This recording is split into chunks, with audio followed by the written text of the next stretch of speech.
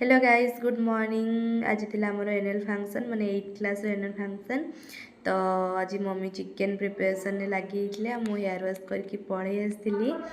तो ये पियाज कटिंग चलता तापर ये मो सांग मु अलता लगुलु ता मम्मी से फोन में बसी तो आम रेडी हो मम्मी साड़ी पिंधि आसी ये आम एंकरिंग करते संभव मिश्र आ सायं दीदी 9th क्लास संभव मिश्र आमरी क्लास तो देखते यहाँ आम स्टेज होता बहुत सुंदर से दिन होता।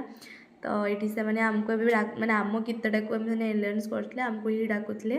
तो ये आम बॉयज गुड़ा फास्ट एंट्री मारे आम झुमर डांसटा था सॉन्ग था मो मयूरभंजिया आपन ये यूट्यूब रे सर्च करके देखिपारे। तो ये स्टार्ट हो गला आई जो फास्ट जो झीटा अच्छे से मो बेस्ट फ्रेंड आ सेकेंड जोटा अच्छे से हूँ।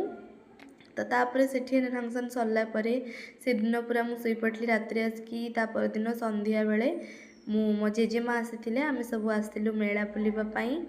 तो टिके लॉन्ग ब्लॉग हो गला आपने देखीदे आ।